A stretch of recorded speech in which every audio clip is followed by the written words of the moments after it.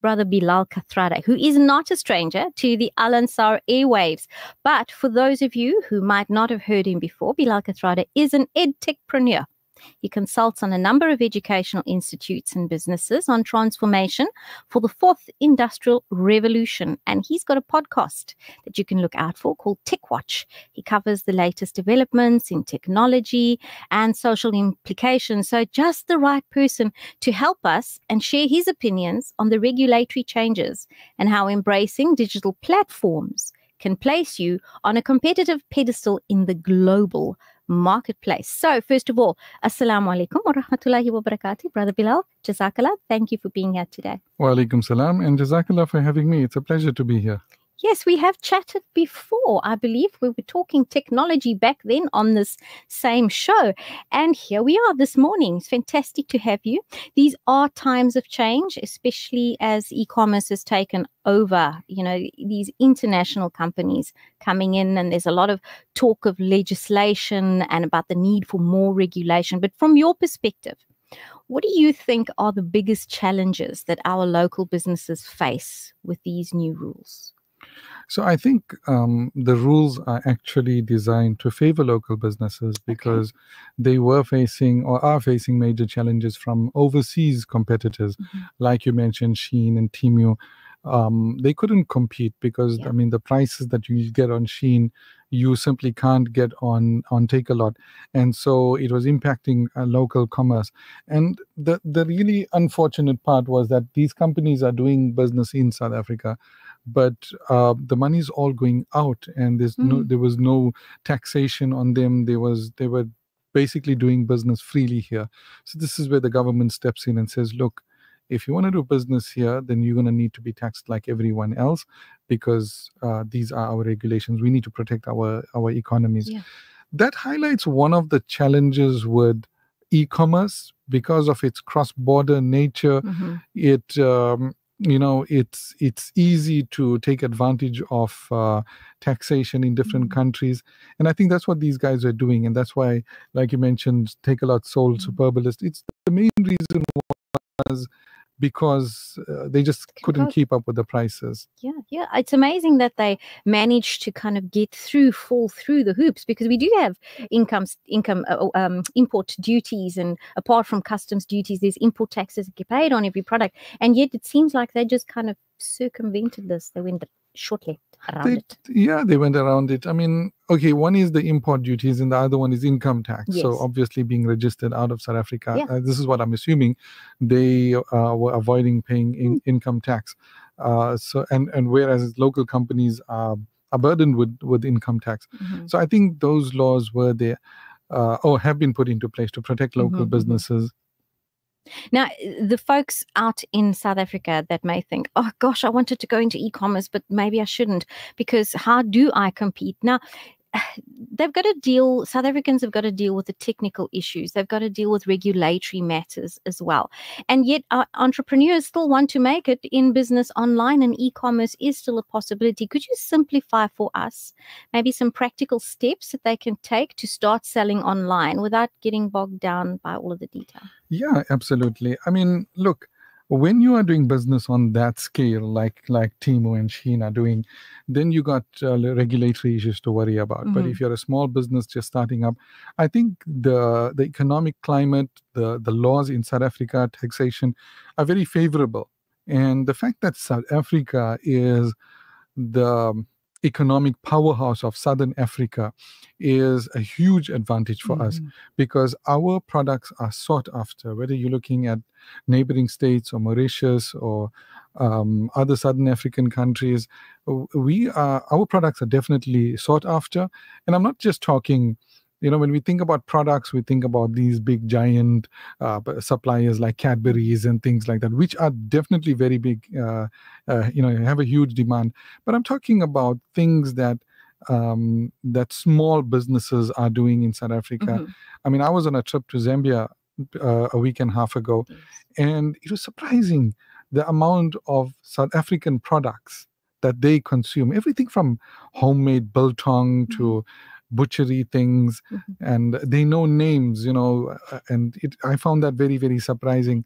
So there is definitely demand, and it's never been easier for South African businesses now that the government is coming in with legislation to protect South African businesses. Yes. What we can do is the reverse now. Those guys were doing business in South Africa. Now we can do business in other countries, and it's so easy to get started, Rabia. It's really very, very easy to get started. You don't need to be a tech genius like maybe 10 years ago, where you needed to be able to set up an e-commerce store or set up do some coding. It's none of that anymore.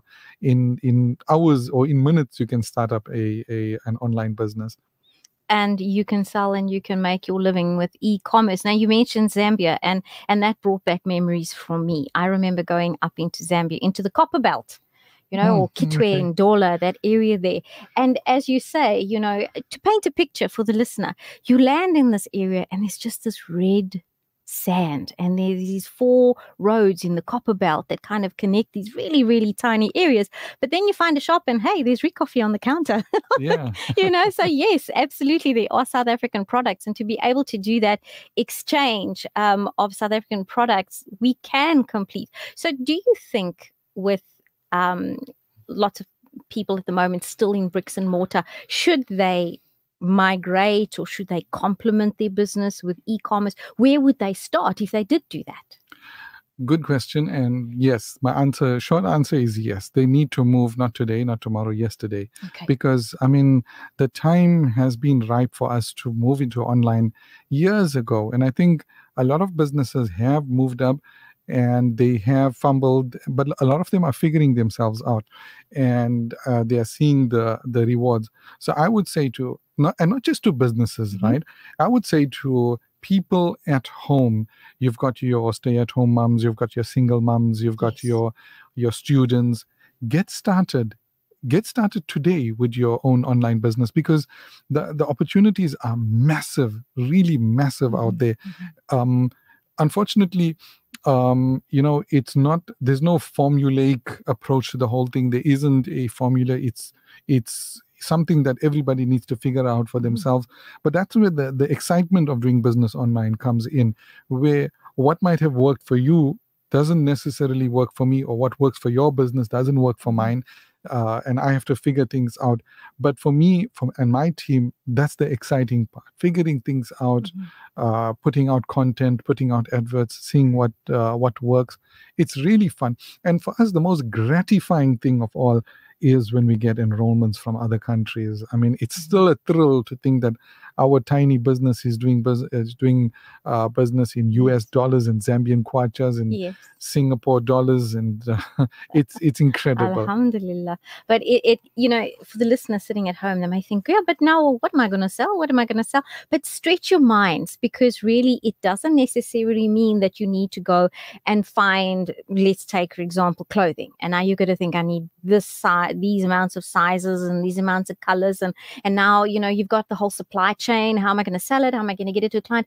People overlook digital products that can also be sold online for the mom at home. And there's on-selling, right? You could buy and resell. Exactly. I mean, there are literally dozens of business models, everything from, like you say, digital products to physical products. And gone are the days when you needed to keep stocks and, order in advance and hope that what you ordered was correct.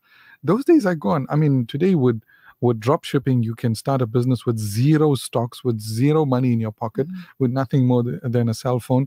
You simply go up to a wholesale, for example, and you pick the products that you would purchase and take photos, put them on social media, build up your social media following, and sell. And there's a lot of people doing exceptionally well with this model. So you sell, but you only purchase your stocks when somebody makes a purchase to you. So for example, if you're selling shoes, then when somebody places an order and makes payment, then you go to the shop and to the wholesale and you buy the pair of shoes and you ship it from there. So that's one model. And I think that's a perfect model, because you don't have to worry about things like dead stock, which is a huge problem for businesses. Another model is, as you mentioned, digital products. I met a youngster in in Gauteng who makes $1,000 a month, which is a lot of money for a lot of people. Yeah. Just selling books online. Yeah. He's skilled in certain things, and he writes books about it. He's a student of Tib medicine, Okay, the yes. Eastern type medicine, Yes. and so he writes books about that. And he says, I just put it on Amazon, not realizing there's such a huge market for Yes. what I have to say. So we all have something we could write about. It could be fiction, it could be non-fiction. Mhm. You can write something, put it out there, and you don't know. I mean, $1,000, that's what, 18,500 rands. It's good money. That's good For a money. starter, for a youngster, absolutely. I'm reminded of something Amy Porterhouse said. She said, you don't need to be an expert. You don't need to know all the answers. You just need to be able to do something or sell something 10% better than Exactly. somebody else can. And you mentioned something else, which is to build your brand. My son and I were talking about this. So for those of you who want to check out my socials, you'll find me as Life Coach Rabia. I'm sure you're on socials. Would you like to give out your handle? Yeah, at Bilaal Kat on Insta and at Bilaal Kads with a Z on TikTok. There we go. So Instagram, TikTok, never underestimate the power of a personal brand. I look at these youngsters nowadays and the whole concept of going into market. You are your first product. You go into market as your first product and you're out there and you're trying to get yourself a job and you're hoping that your CV is going to speak for you. Yeah. But gone are those days, right? Those days are gone. How do you feel about personal branding? I think online. It's from my personal experience. Let me tell you this.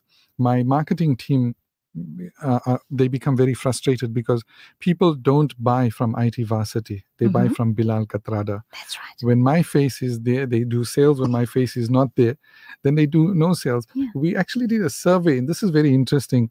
We did a survey earlier this year with our students. 90% of them never went to our website. And yet we have a powerful e-commerce website. Why? Because they bought from me through my presence on social media. So that alone tells you how important a personal brand is.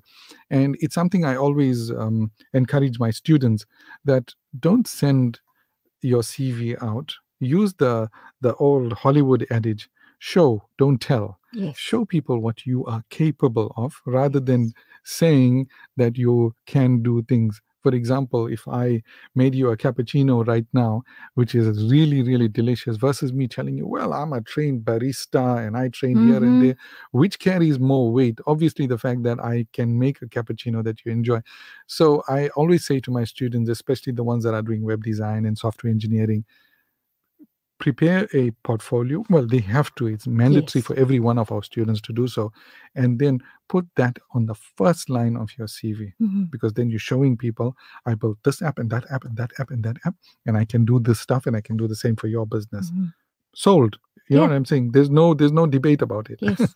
I remember a mentor I had many years ago, and the very first mentor I had, and he said, a sale is always a personal choice. It's a personal decision. You buy from a person that you resonate with, a person that you feel that you can relate to. So, Siboniso, on that note, we're going to take a quick ad break, and we're going to come back and continue the conversation and find out a little bit more about online, e-commerce, and even evolving landscape of education right after this. Yes, in studio with us is Bilaal Khatrada, our techpreneur, and we've spoken about tech in terms of e-commerce, and we're going to continue the discussion. We want to take it a little bit and include the ed part of it, which of course is education. You mentioned just before the break that if you made me a cappuccino, I could say, wow, that's a great cappuccino, and that would be so much better than you telling me that you have all these qualifications as a barista. And let's talk about it, because the nature of education is changing, isn't it? So it is. You've got these people with all of these qualifications, maybe masters even in marketing and whatever else, and then they get stumped by the realities. What's your take? How do people get started? What do you think is happening in the educational landscape? So I think when we look at the real world and we look at education, I think there's a huge disconnect between the two. I've got nothing against schools and universities, but I think that they need to catch up with reality around what's going on in the world. If you look at major companies in the US like Google and Apple, they've even dropped a degree as a minimum requirement for working for them. If you can adequately prove that you have the skills to do what they need you to do, even if you are self-taught and you don't have a formal education, they will take you on. And more we are seeing that here in South Africa, where companies are frustrated that they are hiring people with degrees and diplomas. And it seems like the higher your qualification goes, the more difficult it is for you to get a job, because companies have become almost suspicious of high qualifications because they want to see skills. Let me give you an example, Rabia. Let's say you need a website to be developed for your business. Right. And I come in for an interview with my master's degree and I say, well, I haven't actually built a website before, but if you give me a few months, I will learn. For you, that's unacceptable because your business needs that website now. Otherwise, you're going to lose money. Yeah. It's the same with any business. Now, I'm not saying this applies to every faculty. I mean, in certain faculties like medicine, commerce, engineering, a degree is still important. But you look at technology, when you look at commerce, especially business, degrees are no longer important. And here's evidence. I've got people studying with me, doing my certificate in digital entrepreneurship, who are doing an MBA. Yes. There's people in final year MBA at some of the top universities that are studying with us. And so my question to them was, well, you're doing this MBA, why are you studying with us? Yeah. He says, because I'm getting the theory there, but I'm getting the practical, the know-how, the streetwise here. That's what it boils down to, is application. It's the application of the knowledge, and not a lot of qualifications have that nowadays. I know that the CHE, Council for Higher Education, and the DHET, which is the Department of Higher Education and Training, have completely revamped how they approach private education, tertiary education, and government tertiary education, government-based, so public. And they've done that precisely because the application is missing. So you've got someone who's got a master's degree, but they can't apply the knowledge. And at this particular juncture, I just have to make a mention to this because I have to pay tribute to a man who was very, very influential in teaching me this application of knowledge versus education. I worked and studied in my second degree under Dr. Sidney Shipham, a man with 4 PhDs, who passed away just a few days ago. He was an absolute mentor to me. And he always said, Rabia, it's not even what you know. It's not even who you know. It's what you can do with what you know. And who you know. Yeah. And I think that's what you're talking about. It's applying that knowledge, and a certificate in that level, if it is focused on application, it's going to be so much more valuable than a qualification that's just theoretical. Industry changes. Industry changes, and there's a little more ominous aspect to the whole idea, this whole notion of degrees. Is this: let's say you are a single mom, and in fact I had a conversation with someone exactly like that today. Let's say you're a single mom, you dropped out of school to go and become an alima, and now you find yourself at a place where you need an income. You don't have metric. How are you supposed to educate yourself? Now, we've been drummed with this idea that you have to go to school, you have to do your metric, you have to get a degree, that paper before you can even earn a cent, which is wrong on so many different levels. But really, if you think about it, that's the mindset. That's what's everybody's mindset right now. And if a child had to come up to his parents and say, look, I'm dropping out of school, what's the first concern? The first concern is not that, oh, my child won't be educated. No, it'll be that my child won't go to university and hence will not be able to earn a living. Yet, so coming back to this single mom, right? Or this stay-at-home mom, what is she supposed to do? So somebody will tell her, well, first and foremost, go and get your metric and then get your degree. And immediately she's turned completely away from the whole thing. It's the most demotivating thing. Okay. On the other hand, if I said to her, within the course of a year, I can teach you how to go from zero to earning an income of $1,000 a month, doing business locally and abroad. Now that opens up doors for her. That will get her thinking, and that's what will get her on the right track. So our focus, Rabia, is on that. I mean, I used to lecture at DUT, UKZN, and COSA, and I saw the same problem everywhere. It's this, that they're coming out with degrees and they can't get jobs also. Yeah. So we said, well, how do we take a person from zero to earning at least $1,000 income within a year? And our whole philosophy of the way we do things at my business is based on that. So we want to give hope to people. We want to say, yes, you can do it. You don't need to be a genius. You don't need to be an Einstein. You don't need a degree. You can do it no matter who you are. And some of them, there's a saying in Arabic, لو كان الرزق عند العقل لجاء البهائم. If your sustenance was provided to you in accordance with your intelligence, then the animals would have starved to death. Yes. So we like think that the guy is because he's more learned now, he's going to earn more.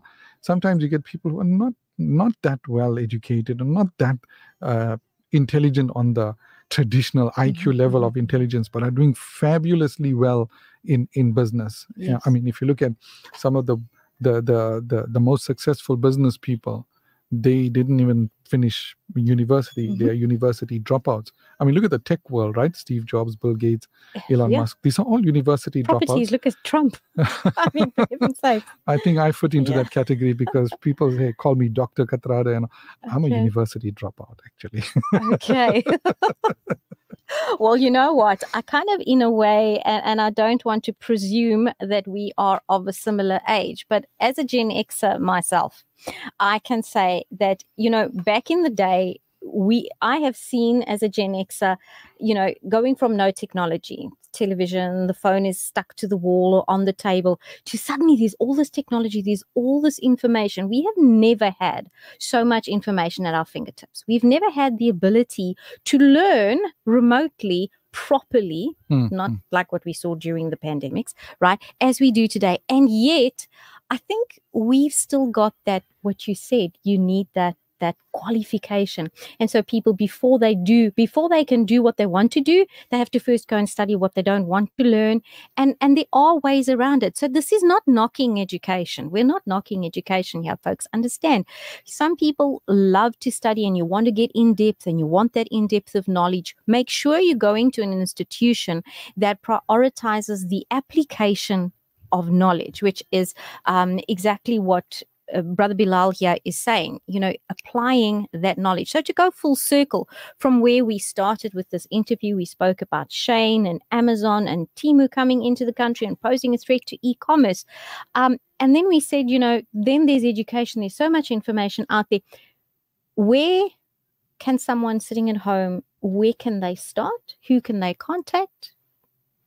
Well, I say get started right away. For example, I did a workshop in Johannesburg. I think it was in Parktown about 2 months ago.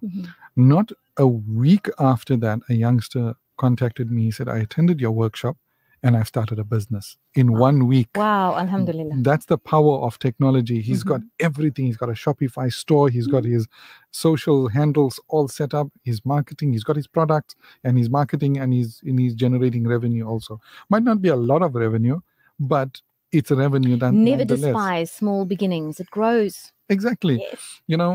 And so I would say to everybody out there that yes, as Rabia, as you mentioned, economic times are tough, but then the opportunities are there also. There are tons of opportunities. Go and reach out for them, because Allah Ta'ala teaches us that in the Quran, right? If you make the effort, Allah will test you, but eventually He will reward you. So get started immediately. If you want to learn how to do online business, there's tons of free resources out there on YouTube. But the way we've done it is that at IT Varsity, with my certificate in digital entrepreneurship, we've we've sort of designed the course around the journey of a business person who's just starting off. Yeah. What do you need now, and then next, and then next? So, for example, you have to go through the ideation phase. Like you said, what do I sell? What kind of business? So, business ideas. Once you've got that, register your business, open your bank account, give your business a name, develop your products. After products, develop your marketing plan. After that, develop your go-to-market plan, your sales plan. So we take them hand-holding through that whole journey. It's not a set of random topics that we put in. We designed it around that whole journey until such a point where they are confident. I always say, and I know we are running out of time, if I had a year to teach your business, I'd spend 51 weeks just building up your self-esteem and building up a positive business mindset, and 1 week to teach you business skills. But unfortunately, I don't have that luxury. But it's all built in. So we bring in experts from business. We bring in successful business people to do webinars, to talk to our students, to share their own experiences so that they feel like, I can do this. And we culminate with the final module, and by then the whole objective is not to just give you a certificate and say goodbye, but I want to see, did you set up a business, and are you generating income? Are you on your way? That's the main thing. And so our whole course is designed around that. So anybody that's interested, they can please contact give us me. your details. Bilal, Bilal at itvarsity.org, O-R-G, or they can WhatsApp me. I mean, I'm on WhatsApp. I'm just calling up my WhatsApp number. Give me a second. I'm a bit weak. I don't know my own WhatsApp number. While you do that, I'm reminded of another quote that says, whether you think you can or you think you can't, you're right. And that's so true for business. That is so true. So that number, before we go to the news. Okay, give me just a second. Okay, here it is. 06 888 54 858.